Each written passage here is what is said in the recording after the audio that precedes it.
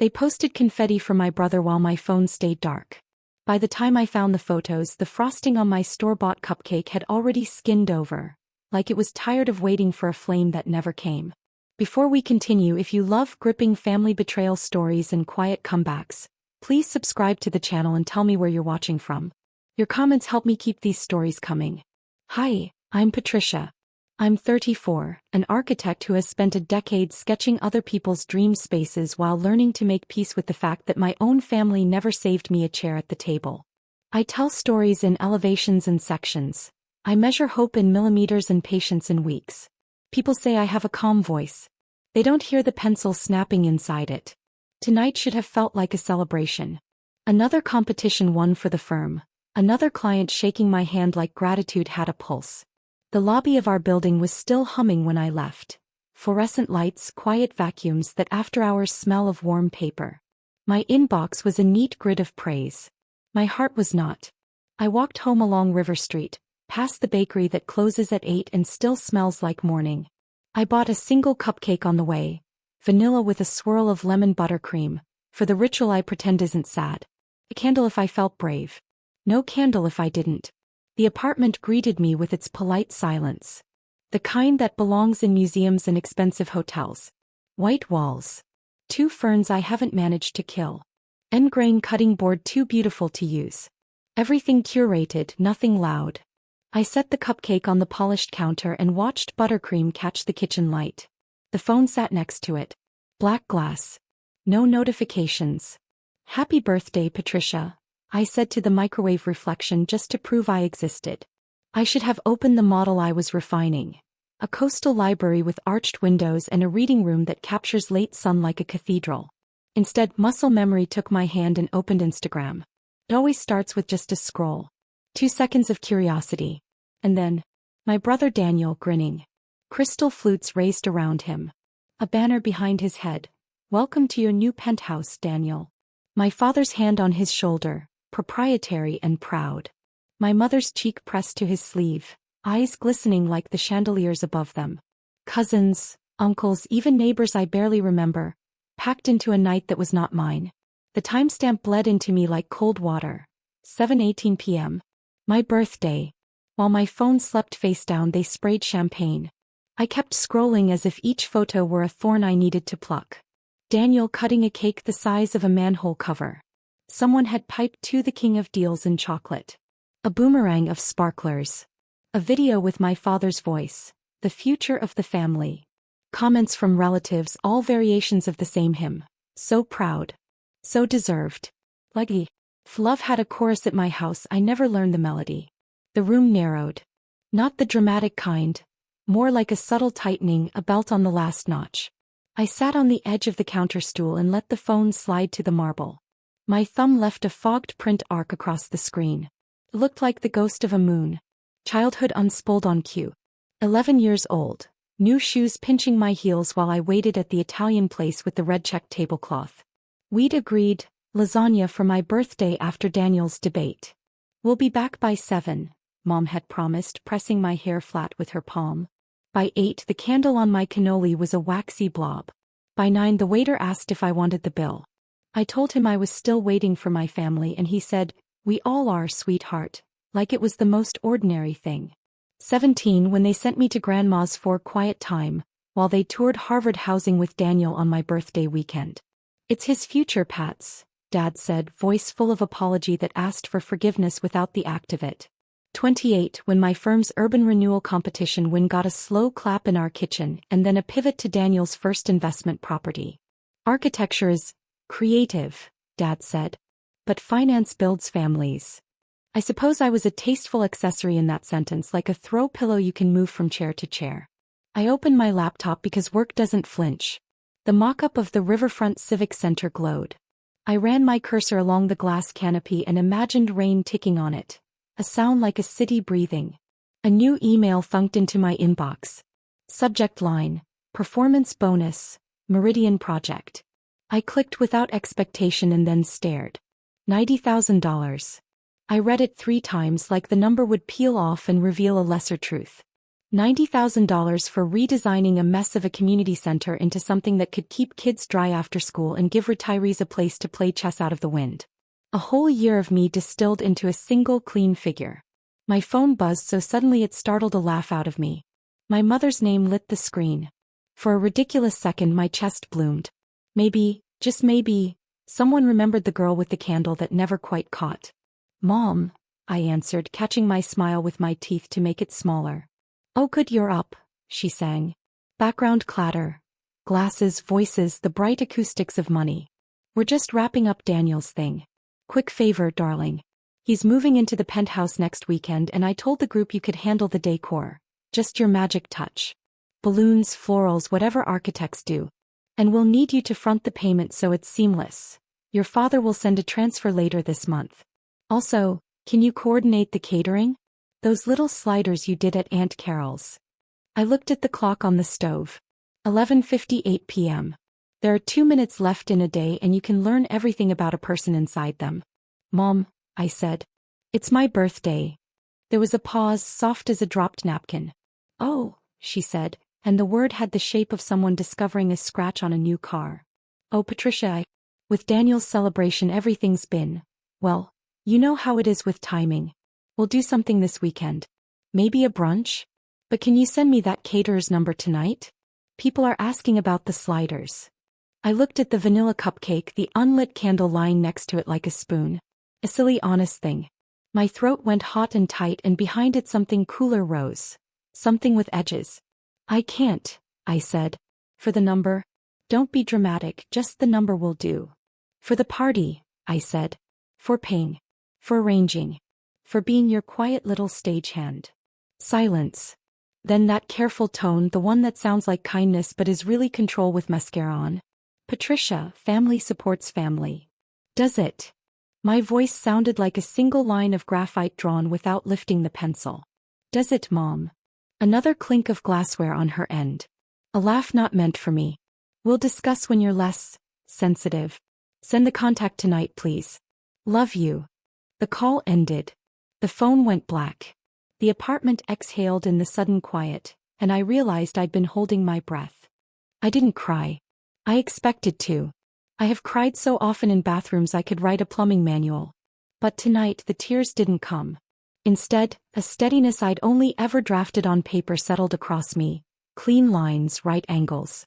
I struck a match, lit the candle and watched the small blue flame gather itself.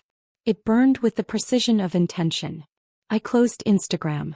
I closed the riverfront model. I opened a blank page and typed a title. Things that belong to me. I wrote my name first. Then my hands. Then the way morning light lands on the drafting table like permission. I added the meridian bonus. I added the hours no one saw. And then I wrote a sentence that felt like it had been crouching inside me for years. Stop waiting to be chosen. Build. I blew out the candle at 12:03. The room smelled like sulfur and sugar. I smiled into the dark and felt the shape of a decision I couldn't yet see the edges of, only the weight of it solid in my palm. The next day the universe, always with a sense of irony, delivered proof of the pattern. A ping from a group chat I didn't know I was in. My mother had accidentally added me. Tiny bubbles marched as if heralding good news. "Let's have Patricia contribute $25,000 to Daniel's villa interiors," my father typed. "He just got that bonus. Time she supports the family for once." My name appeared 2 lines later, spelled Patricia like I'd been demoted to a typo. I stared at those pixels until they became a window, and through it I saw a version of me I didn't recognize. One who wasn't holding doors open for people who never paused to say thank you. At lunch, Monica leaned on my desk, elbows on sketches, eyes scanning my face. "You look like you've decided something." "Maybe I have," I said. "What is it?" I looked at my hands, at the little crescent of graphite I never fully scrubbed from beneath my nails. "I'm done donating my life to events where I'm not on the guest list." Monica's smile was quick and fierce. "About time." That night I didn't go home. I walked past it with my key still in my pocket and followed the train tracks 2 more stops to a street where the city forgets to polish itself. Rusted signage. A shuttered neon that still tried to say open. A brick building with a used to be painted on it. Kozlov and Sons, Carpentry. The glass was dusty. The lock was stubborn. The realtor's key scraped before it finally surrendered. The air inside tasted like sawdust and stories. High rafters. Tall windows with grime that turned sunset into honey. A long workbench scarred by projects you could feel with your fingertips. I stood there a long time listening to the echo of my own breath. Where other people would see ruin, I felt a hum along my ribs, the sound I hear when a design clicks into the place it always meant to be. I could imagine it already. Natural light chasing dust from corners, drafting tables where the workbench is, a little library of materials, a front room that welcomes people who never get invited into glossy spaces. Not a home, not a hideaway. A beginning. My phone buzzed again. Mom, we need your transfer by Friday. Don't make this difficult. Second later, Dad, be sensible. We'll discuss. And then Daniel, breezy and certain. You'll handle the penthouse, right? After all, this is what you do. I took a picture of the empty loft. The cracked panes, the brave beam of light, the ghost of a sign that still believed in family businesses. I texted it to Monica and typed, "What if I built something of my own?" Her reply came back immediately, "I'll bring coffee. You bring the pen." I looked up into the rafters and felt the edges of my decision resolve like a finished rendering. The old matchstrike heat returned to my chest, but this time it didn't flare and vanish. It held.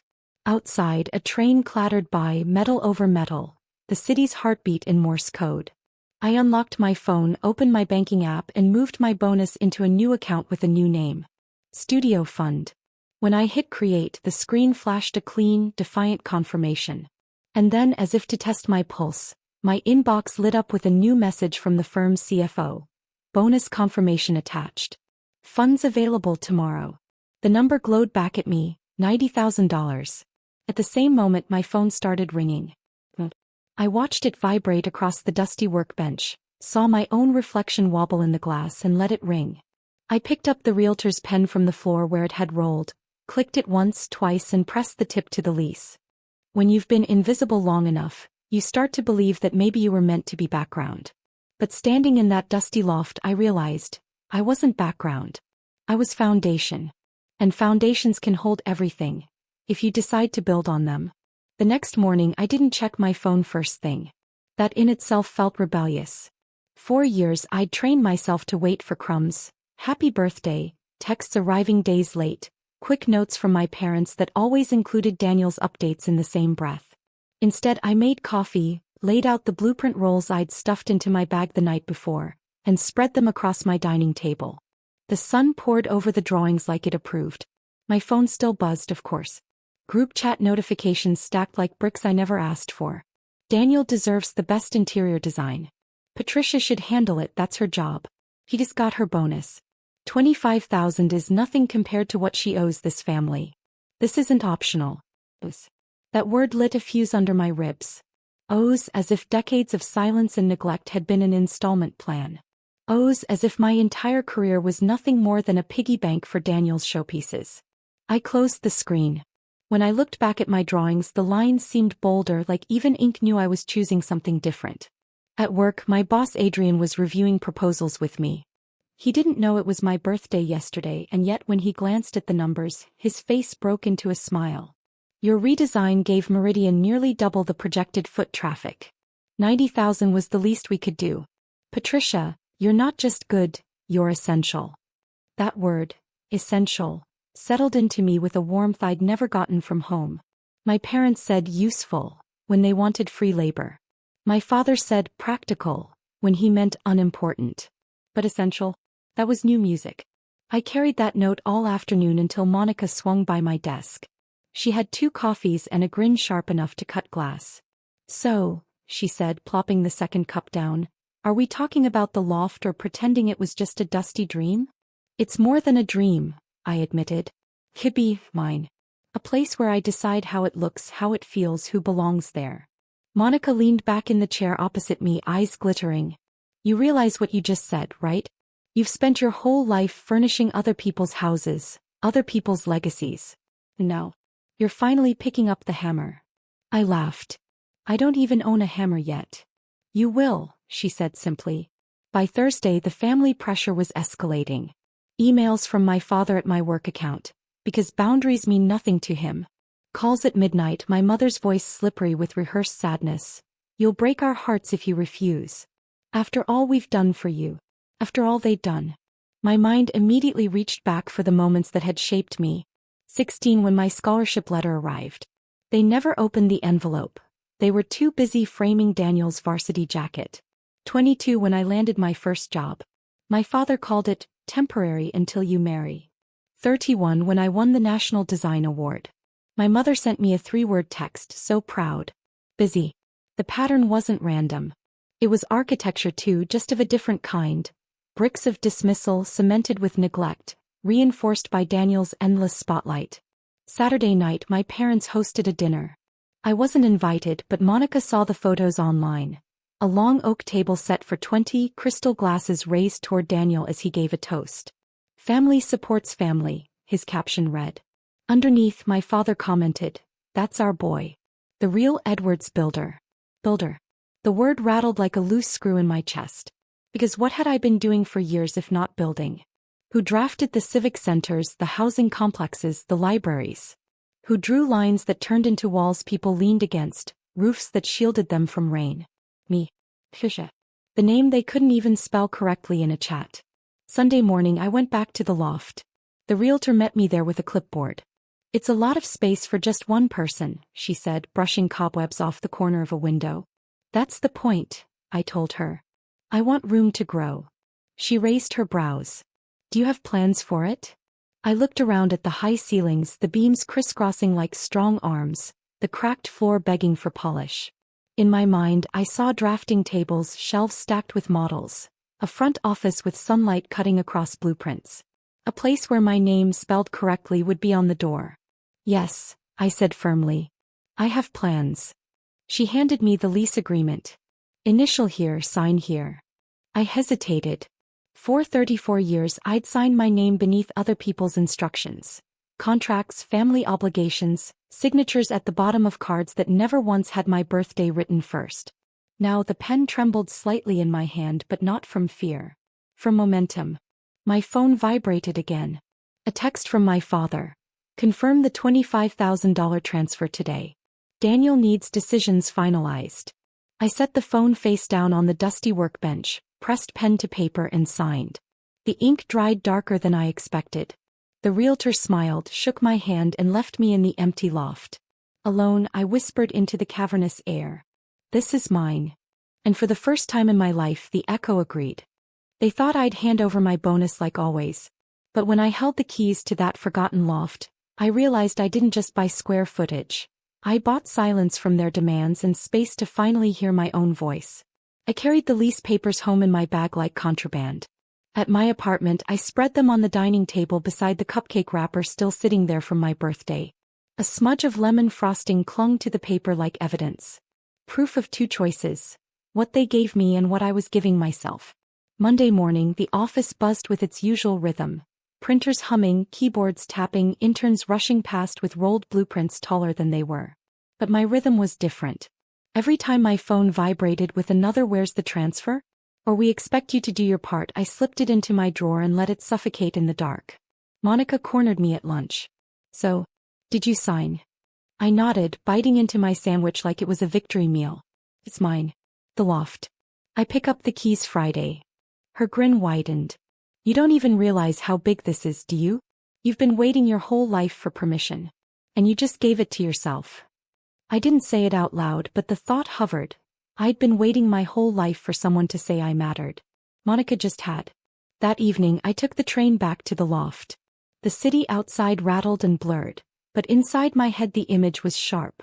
Sunlight spilling onto long tables, walls alive with sketches, models lined up like promises. The air inside the loft still smelled of sawdust, even though the place hadn't seen a hammer in years. I kicked at the dust until it puffed like smoke, then sat cross-legged in the center of the floor with my notebook. Patricia Edwards Studio. I wrote the words slowly, like carving them into stone. For once, my last name didn't feel like a leash. Felt like a signature. I began sketching. Open shelving along the brick wall, a gallery corner for community projects, even a small library of design books. Not a firm. Not a side hustle. A studio. Of course, the Edwards family did not approve. By Wednesday, my mother left 5 voicemails. Each one escalated in pitch until she sounded like she was auditioning for a play called Martyrdom of the Forgotten Parent. Patricia, sweetheart, you're being unreasonable. Daniel's anniversary celebration is important for the family's reputation. Everyone is expecting you to help. Then, we can't believe you're being so selfish when your brother has done so much for the family legacy. And finally, do you want to break your father's heart? Is that what this is? I deleted all 3. My father's message came next, curt and businesslike. You've made a childish financial decision.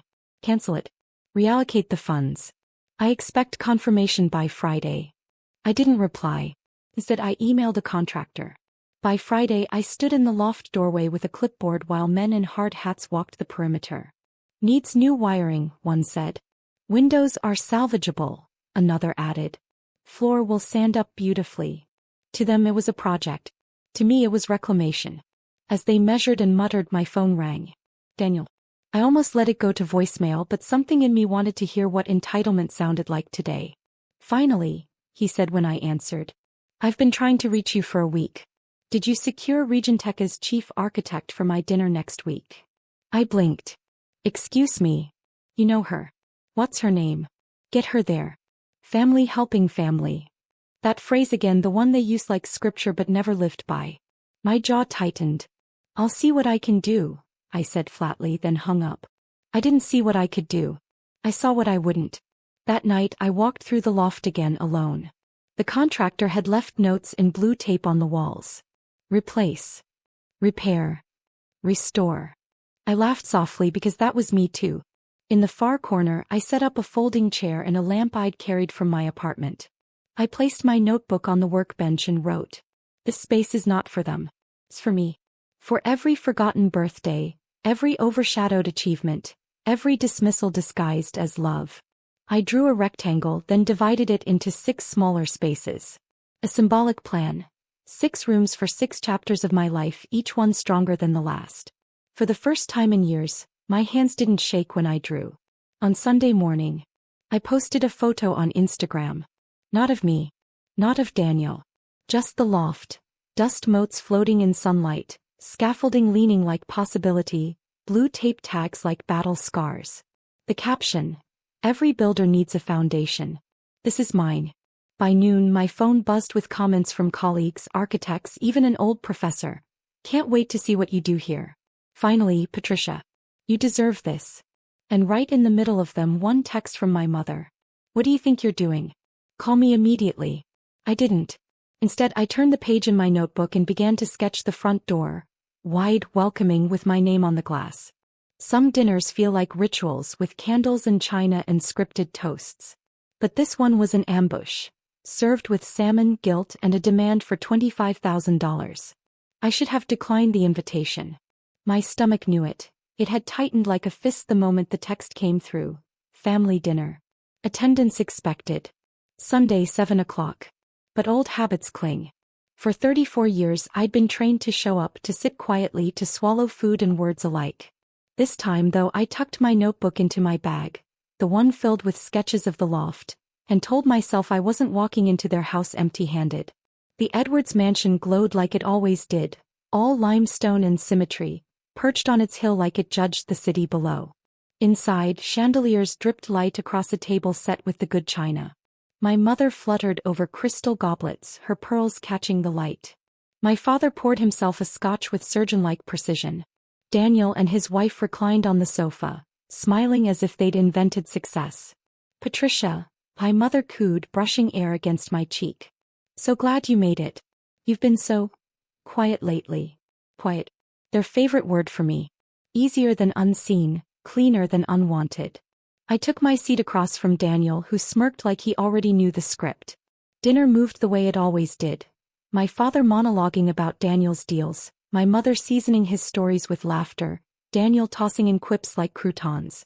I pushed salmon around my plate until dessert arrived, a chocolate soufflé I didn't taste. Then my father set down his coffee cup with the gravity of a judge calling order. Patricia, he said. We need to discuss your contribution to Daniel and Jessica's anniversary celebration. $25,000 should cover the venue and catering. The room contracted. fork-stilled. Even the chandelier seemed to hold its breath. I stared at him. I can't. His brows knit as if the word was a foreign language. I beg your pardon? I can't contribute $25,000, I repeated. My voice was steady, unfamiliar even to me. That's a quarter of my bonus. I have other plans for it. Silence fell thick and wrong like the wrong key struck on a piano.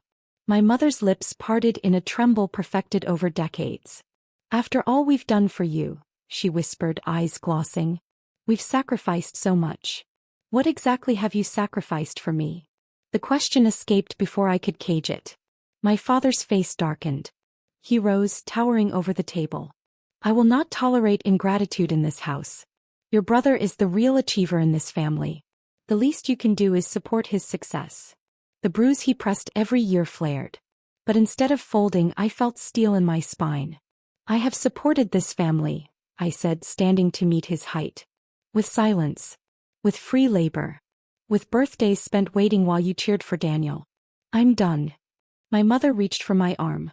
Patricia, please don't make a scene. For decades I'd been their quiet child, the one who smoothed over sharp edges, who made silence her currency. Tonight I didn't trade. I stepped back, pulled my purse over my shoulder. I'm not making a scene. I'm making a boundary. Daniel chuckled, low and smug. Come on, Pats. Architecture doesn't build families. Finance does. Don't kid yourself. I looked him dead in the eye. Then watch me build something that will last longer than your parties. I walked out, leaving my untouched plate, leaving their gasps hanging in the chandelier's light. The front door clicked shut behind me like the final line of a verdict. In my car, hands trembling on the wheel, I whispered to myself, this is just the beginning. The next morning, my phone lit up with 6 voicemails from my mother, 3 sharp texts from my father, and 1 breezy message from Daniel. You'll come around. You always do. But for the first time in my life I knew, no I wouldn't. They thought I would fold. That I'd send the transfer, apologize for the scene, and return to my usual silence. But while their phones filled with unanswered calls, I was filling an empty loft with light, sawdust, and something they never gave me, belief. The first morning of renovation, I arrived at the loft with coffee in one hand and a roll of painter's tape in the other. The contractors were already there, their voices echoing in the cavernous space. Hammers, drills, the whine of saws, music of beginnings. Where do you want the partitions, Miss Edwards? One asked. That name, Miss Edwards, had always felt like theirs, my family's brand, stamped on Daniel like a crown. But here in this dusty loft, it belonged to me. Here, I said, stretching the tape across the concrete floor. One large open studio. Smaller offices along the back. And windows we strip them, not replace. Let the brick breathe. He nodded, pencils scratching across his clipboard. For the first time, my voice shaped a space without anyone questioning its worth. By week 2, the loft was alive with transformation. The floors sanded down to a honeyed shine, beams reinforced with steel that gleamed like determination. I climbed ladders with paint-splattered sneakers, rolled primer across walls until my arms ached. Monica showed up every evening, carrying takeout and wine, laughing as she balanced boxes of tiles on her hip. This isn't just a studio, she said, eyeing the shelves we were assembling. It's a rebellion with good lighting. She wasn't wrong. Each brushstroke, each nail hammered was louder than words I'd never spoken at home. Meanwhile, the Edwards family escalated. My mother's messages dripped with guilt. Your father hasn't slept since that dinner. You're tearing us apart. My father's texts were blunt. Withdraw from the lease. Redirect the money. You'll regret this impulsive behavior. Daniel, of course, was mocking. Cute project. Hope you're ready when the bills pile up. Finance isn't for dreamers. I didn't reply. Instead, I poured my energy into the studio. I brought in interns from the university. Talented kids who couldn't afford unpaid experience elsewhere. They worked with passion, sketching, modeling, staying late just to be part of something real. I ordered long drafting tables, a gallery track for displaying projects, even a coffee station in the corner because creativity runs on caffeine. Piece by piece, the loft stopped being a ruin and started being a refuge. The night the first lamp was wired and flicked on, I stood in the doorway and stared. Light flooded across clean walls, catching on the grain of the polished floors. It looked like a promise I'd kept to myself. I snapped a photo, posted it with the caption, From forgotten birthdays to foundations of my own. Welcome to Edwards' studio. Within hours, comments flooded in. Colleagues cheering, old professors writing, "Proud of you, Patricia." Even strangers. "This inspires me. Thank you for showing what building yourself looks like." Mixed in one voicemail from my father. "Take that post down immediately. You're embarrassing us." I laughed out loud, the sound echoing across the loft like victory. 2 weeks later we held the launch. Not a gala, not a fundraiser, not a performance for reputation. Just an opening night with colleagues, students and friends. Monica brought wine. The interns brought their families. Even the city's deputy planner showed up, shaking my hand and saying, "We need voices like yours downtown." I walked them through the space. Sketches pinned to corkboards, models displayed under warm light, an entire wall dedicated to community projects. People clapped. People listened. People saw me. When the night wound down, I stepped into the center of the studio. The applause faded, but the warmth stayed. For once, the silence wasn't hollow. It was full. The next morning, as I sipped coffee at my drafting table, my phone buzzed with a new text. From my father. "Family meeting. Tomorrow night. Non-negotiable." I set the phone face down, looked around at the studio glowing in the morning sun, and whispered to the beams above me. "Let them come. I'm ready." They didn't invite me to a celebration. They summoned me to a trial. But this time I wasn't walking in as the quiet daughter. I was walking in as the architect of my own life. Blueprints, evidence, and boundaries in hand. The Edwards mansion loomed the way it always had. Stone walls, manicured hedges, the faint perfume of superiority. But the weight in my chest was different. I wasn't there to beg or to prove, or to hand over $25,000 like a tribute. I was there to show them the cracks in their legacy. Inside, the dining room gleamed with silverware and crystal, like any other family dinner. But the air was different. Thick, taut, braced for confrontation. My father at the head of the table, scotch in hand. My mother beside him, pearls trembling against her neck. Daniel sprawled across from me, smugness carved into his face like marble. "You've embarrassed this family," my father began, voice clipped. "That studio nonsense you've paraded online has become the subject of gossip. Realtors, clients, even the Petersons have been asking questions. Do you realize what you've done to our name?" I placed my notebook on the table, spine creaking as I opened it. For once, yes. I realize exactly what I've done. I turned the first page. Photos of my projects. The Meridian Center that boosted community revenue by 41%. The award-winning urban library design. The civic complex praised by the mayor's office. "These are mine," I said evenly. "Spaces people use. Work that matters. Work you dismissed as just drawing buildings." My father scoffed. "Small money compared to Daniel's deals. You're living in a fantasy." I flipped the page. Childhood birthdays. A series of Polaroids, each one marked by absence. Me alone with a cupcake while Daniel blew out candles on cakes the size of monuments. "You called it a fantasy," I said, pushing the photos toward him. "But this was my reality. Forgotten. Overlooked. Until I decided to stop waiting for recognition that never came." My mother's voice broke, rehearsed as always. "Patricia, darling, we didn't mean." "You didn't need to mean it," I cut in. "You just did it. Year after year. And then you expected me to pay for the spotlight that blinded me." Daniel leaned forward, smirk widening. "So what? You want an apology? You think a little loft makes you more important than the Edwards legacy?" I met his gaze without flinching. "I don't want your apology. I don't want your legacy. I built my own. Edwards Studio is mine. My clients respect me. My colleagues see me. My friends celebrate me. That's worth more than any penthouse toast you can buy." My father slammed his glass onto the table. "Ungrateful. You'll regret turning your back on this family." "No," I said quietly. "I regret wasting 34 years waiting for you to see me." I stood, sliding my notebook back into my bag. The silverware rattled as my chair scraped against the hardwood. "You can keep your dinners, your guilt, your legacy," I said. "I don't need them.